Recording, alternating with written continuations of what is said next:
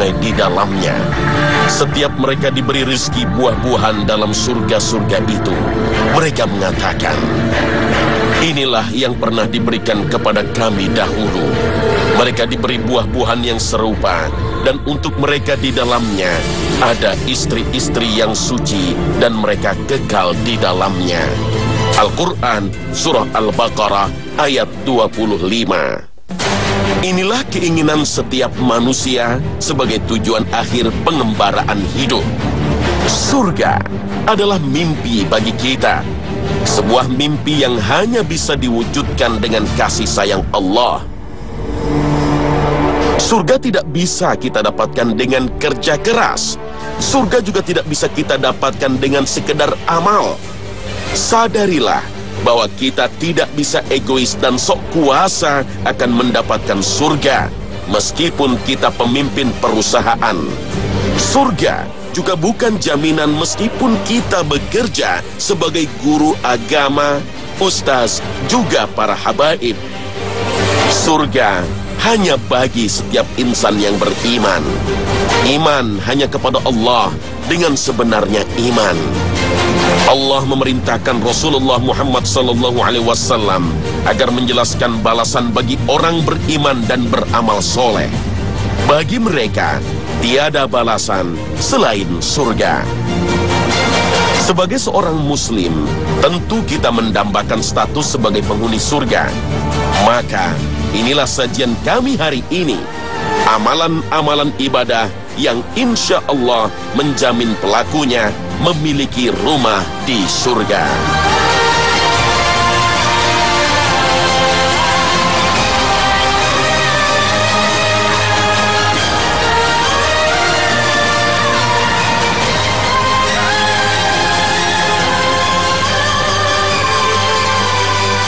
Banyak orang berkata, surga dan neraka bukan urusan para ustaz dan guru agama, jadi tidak pantas untuk dibicarakan. Padahal Allah menyuruh Rasulullah menjelaskan bahwa surga adalah untuk mereka yang beriman dan beramal soleh. Tugas kita sebagai manusia untuk beriman. Nanti Allah yang akan menilai seberapa besar keimanan kita. Apakah layak untuk masuk surga atau justru pantas masuk neraka? Tapi bagaimana kita mau masuk surga bila khutbah kebaikan para ustaz tentang surga dan neraka justru kita abaikan?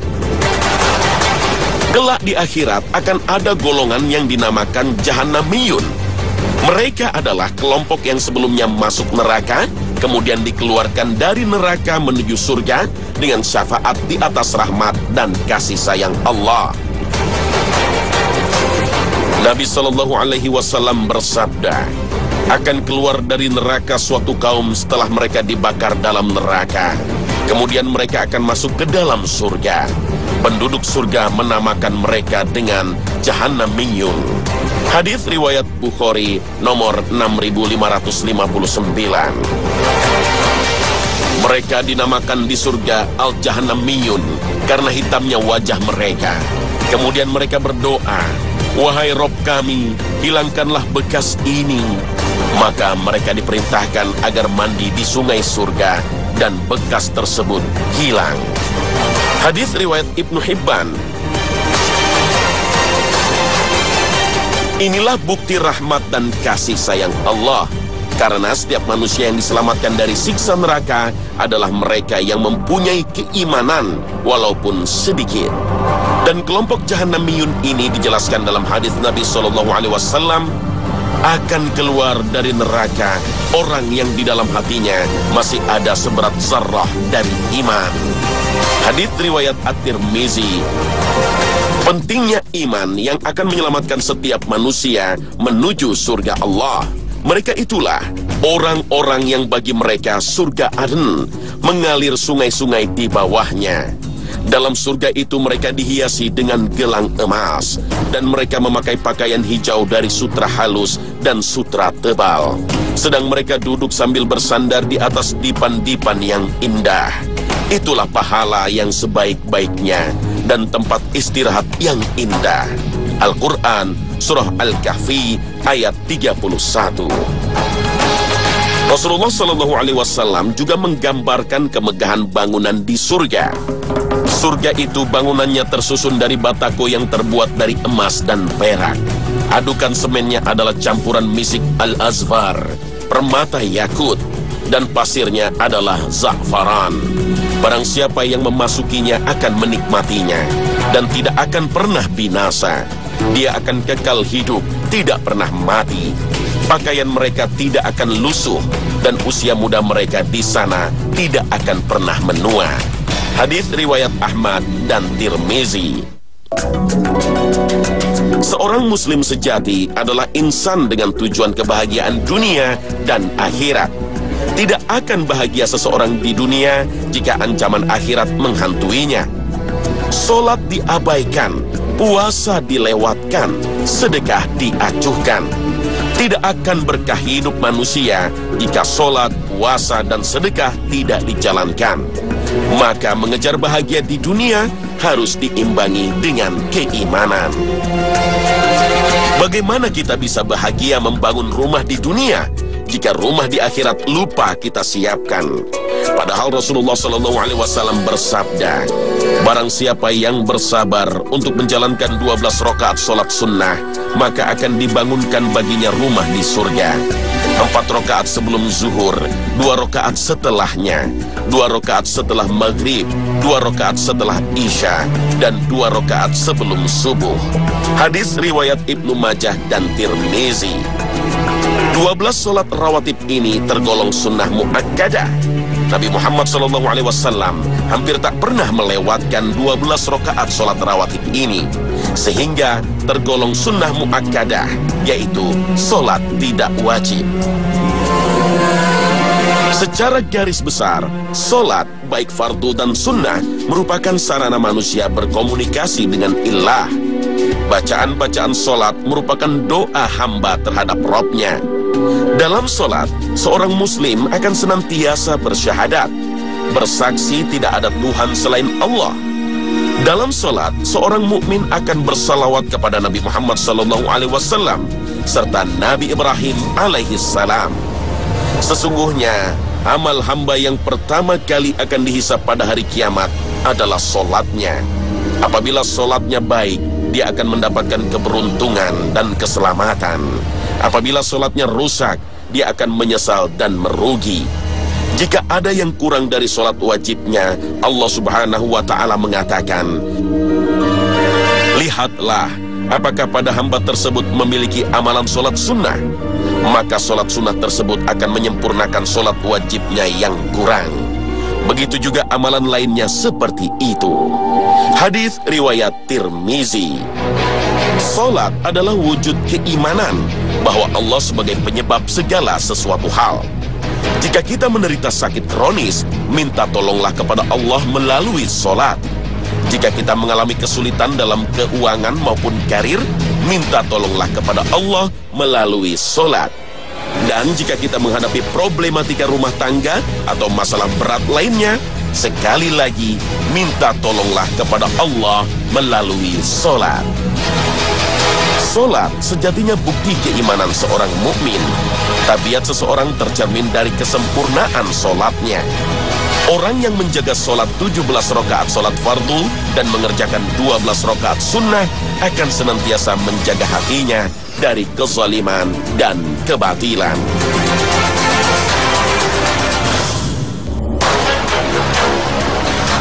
Rasulullah SAW bersabda, salat berjamaah lebih afdal daripada salat sendirian sebanyak 27 kali lipat. Hadis riwayat Bukhari dan Muslim. Salat berjamaah dapat menghilangkan segala kebencian, kekeruhan, serta buruk sangka. Ia juga dapat meningkatkan pengetahuan dan kekhusyuan dalam melaksanakan salat. Salat berjamaah adalah langkah awal dalam menyatukan barisan, mendekatkan hati, serta menguatkan jiwa persaudaraan. Salat berjamaah juga sebaik-baik modal dalam urusan sosial duniawi. Salat berjamaah juga dapat menghilangkan perpecahan, memberikan rasa takut di hati para musuh Islam, membuat kaum munafik putus asa, dan penghalang bagi orang-orang yang menginginkan kejahatan. Sholat berjamaah adalah sebagai jembatan hubungan antara imam dan umat. Sholat berjamaah juga meningkatkan keharmonisan rumah tangga. Sholat berjamaah adalah salah satu faktor untuk meningkatkan keteraturan dan kedisiplinan, dan mampu menyatukan seluruh lapisan masyarakat yang dengan sendirinya menghilangkan rasa individualistis. Dan inilah puncaknya. Rasulullah Shallallahu Alaihi Wasallam bersabda dalam hadis riwayat Ahmad, Ibnu Majah, Ibnu Hibban, dan Hakim, barang siapa yang menutup shaf yang renggang, maka Allah akan membangun rumah baginya di surga dan akan mengangkat derajatnya. Sesungguhnya menjadi hal yang mudah bahwa dengan merapatkan shaf dalam sholat jamaah, Allah akan membangun rumah bagi kita di surga. Rahmat Allah Subhanahu wa Ta'ala diberikan bagi kita yang merapatkan shaf dalam sholat berjamaah di dalam masjid. Sungguh, perilaku semangat ibadah di dalam masjid bukanlah sebuah riya, karena masjid ibarat pabrik minyak wangi. Orang-orang dan jamaah masjid merupakan kumpulan orang soleh laksana parfumnya, sehingga diri kita mendapatkan wanginya. Rasulullah Shallallahu Alaihi Wasallam bersabda, berikanlah kabar gembira bagi orang-orang yang berjalan di dalam kegelapan untuk menuju masjid. Mereka akan mendapatkan cahaya yang sempurna pada hari kiamat. Hadis riwayat Abu Dawud. Dalam hadis Bukhari dan Muslim, Rasulullah kembali menegaskan keutamaan beribadah di masjid. Barang siapa yang pergi ke masjid atau pulang dari masjid, niscaya Allah akan persiapkan baginya nuzul di dalam surga setiap kali dia pergi dan pulang. Hadis riwayat Bukhari dan Muslim. Tafsir nuzul menurut Imam Nawawi adalah makanan dan rezeki. Maka Allah janjikan makanan dan rezeki di dalam surga bagi kita yang sholat berjamaah di masjid. Menjaga sholat 12 rakaat sholat rawatib dan merapatkan shaf pada saat berjamaah adalah dua amalan membangun rumah di surga. Dan amalan ketiga adalah membangun masjid. Rasulullah Shallallahu Alaihi Wasallam bersabda, barang siapa yang membangun masjid karena Allah, maka Allah akan bangun baginya rumah di surga. Hadis riwayat Bukhari dan Muslim. Inilah sebuah jihad harta yang sempurna. Adakah balasan yang melebihi indah dan nikmatnya rumah di surga? Rumah di surga ternyata berkaitan erat dengan masjid. Membangun masjid niscaya akan mendapatkan rumah di surga. Begitu pula manusia yang memakmurkannya dengan mendirikan sholat rawatib dan menutup celah saat berjamaah. Qul huwallahu ahad, Allahus samad, lam yalid wa lam yulad, wa lam yakul lahu kufuwan ahad. Salah satu bentuk kesempurnaan Allah karena Rabb yang Maha Esa ini tidak melahirkan dan tidak dilahirkan. Sifat dan nama indah Allah tidak akan tertandingi karena dialah pencipta atas segala makhluk. Barang siapa yang membaca Qul huwallahu ahad 10 kali, Allah akan bangunkan untuknya rumah di surga. Hadis riwayat Ahmad. Al-Ikhlas adalah sepertiga isi Al-Quran. Jika seseorang membacanya 3 kali, niscaya ia telah khatam seluruh isi Al-Quran. Dan barang siapa membaca Al-Ikhlas 10 kali, akan terbangun sebuah untuknya rumah di surga. Memahami keutamaan surah Al-Ikhlas terdapat dalam kisah berikut ini. Rasulullah pernah memberi tantangan kepada para sahabatnya untuk menghatamkan membaca Al-Quran dalam semalam. Tidak ada sahabat yang berani, dan Umar pun menganggap itu mustahil. Yang mengejutkan, Ali bin Abi Thalib yang saat itu masih berusia muda menyanggupinya. Lalu Ali radhiyallahu an membaca surat Al-Ikhlas sebanyak 3 kali, dan Rasulullah membenarkan. Membaca surat Al-Ikhlas sama dengan membaca sepertiga Al-Quran. Jadi, jika membaca surat Al-Ikhlas 3 kali, sama dengan menghatamkan Al-Quran. Keutamaan Al-Ikhlas banyak diulas dalam berbagai hadis. Disebutkan, orang yang rutin membaca Al-Ikhlas, jasadnya tidak akan membusuk di dalam kubur, dan ia akan dibawa malaikat dengan sayapnya melintasi Shiratul Mustaqim menuju surga. Inilah rahasia yang saat ini banyak terungkap. Jasad orang-orang yang soleh tidak membusuk meski sudah dikubur bertahun-tahun. Dalam sebuah hadis yang diriwayatkan Anas bin Malik, suatu waktu ia bersama Rasulullah di Tabuk. Tiba-tiba, cahaya matahari meredup tak seperti biasanya. Malaikat Jibril saat itu memberitakan fenomena alam ini karena 70.000 malaikat turun ke bumi untuk menyambut sahabat Rasulullah yang saat itu wafat. Rupanya, ia sering membaca surat Al-Ikhlas. Dalam riwayat Ibnu Abbas, saat Rasulullah melakukan Isra Mi'raj, melihat aras di atas 360.000 sendi, yang jarak antara sendi selama 300.000 tahun perjalanan. Pada setiap sendi terdapat padang Sahara sebanyak 12.000 yang luasnya dari timur ke barat. Di setiap padang Sahara terdapat 80.000 malaikat yang membaca surat Al-Ikhlas dan berdoa agar pahalanya diberikan kepada orang yang gemar membaca surat Al-Ikhlas. Subhanallah. Perdebatan adalah hal yang memikat manusia dan membuat orang berkumpul dalam satu waktu. Tak heran bila banyak acara debat digelar di televisi dalam bungkus diskusi. Padahal ini menjauhkan manusia dari surga. Dua amalan yang menjadi jaminan ketersediaan rumah di surga adalah meninggalkan debat dan dusta. Sebagaimana sabda Rasulullah SAW, "Aku menjamin bagi seseorang dengan sebuah rumah di surga bagi siapa yang mampu meninggalkan perdebatan, sekalipun benar.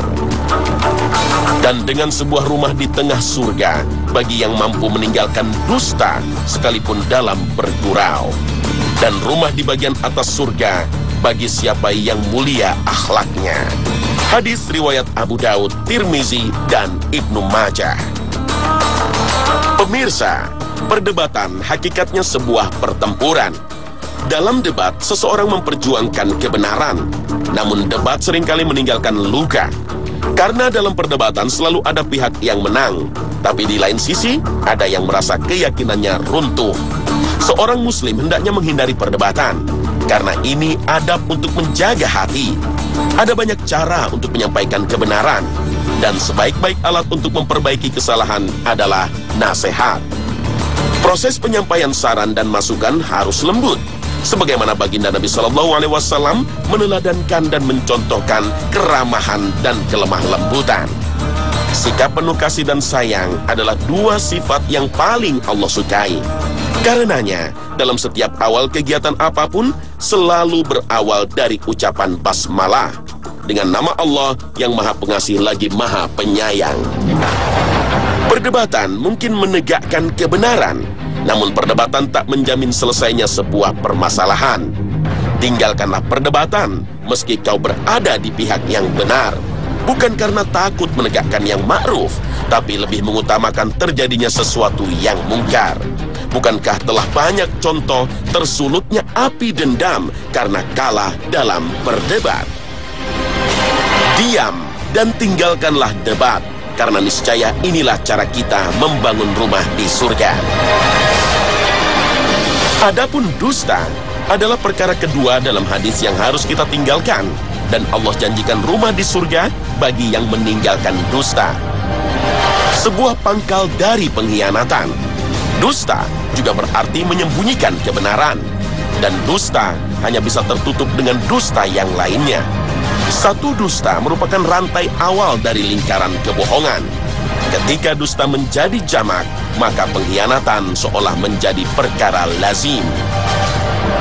Sekali lagi, kita belajar dari pribadi bernama Muhammad bin Abdullah Sallallahu Alaihi Wasallam. Kejujuran adalah inti dari akhlak solehnya. Julukan Al-Amin dan As-Siddiq tersandang karena seluruh kaum Quraisy merasakan indahnya hubungan perdagangan dan persahabatan dengannya.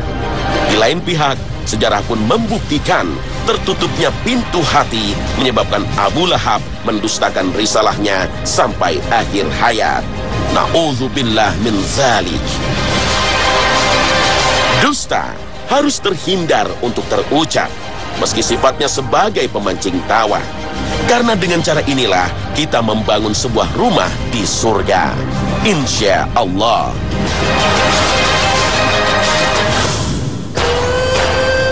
Pemirsa, rumah di surga itu abadi. Setelah kita mengetahui bahwa bangunan ini terbangun karena 12 rakaat sholat rawatib, menutup celah saf salat, 10 kali bacaan Al-Ikhlas setiap hari, serta meninggalkan dusta dan perdebatan, inilah amalan terakhir yang niscaya menyediakan sebuah rumah di surga. Dalam hadis riwayat Tirmizi, Rasulullah SAW bersabda, jika wafat anak seorang hamba, Allah akan berkata kepada para malaikatnya, apakah kalian telah mencabut nyawa anak dari hambaku? Mereka menjawab, ya.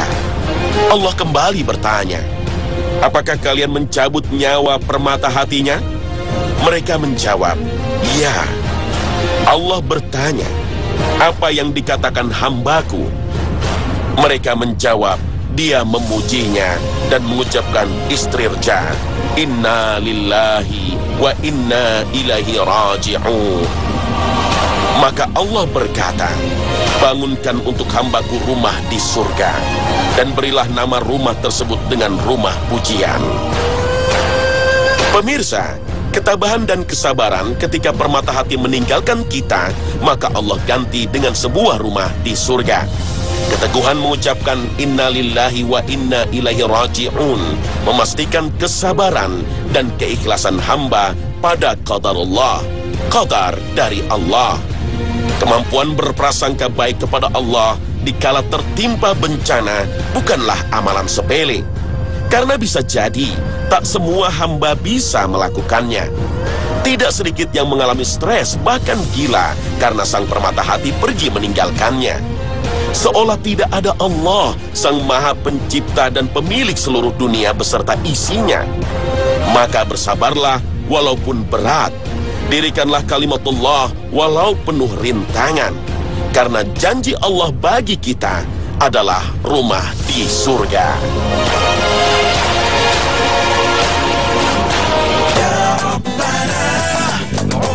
Nah pemirsa, inilah akhir kebersamaan kita. Terima kasih atas kesetiaan Anda menyaksikan Khazanah di Trans 7. Kami mohon maaf jika ada penyampaian narasi atau penayangan gambar yang tidak berkenan. Semoga tayangan ini menjadi salah satu tayangan favorit Anda karena kedalaman informasi Islaminya. Di akhir tayangan, kami hanya bisa melantunkan doa. Allahumma hdina wahdi bina waj'alna sababan wasabilan liman ihtada. Ya Allah, berilah petunjuk kepada kami dan bersama kami, dan jadikanlah kami perantara dan jalan bagi orang yang diberi petunjuk. Amin, Allahumma amin. Akhir kata, wassalamualaikum warahmatullahi wabarakatuh.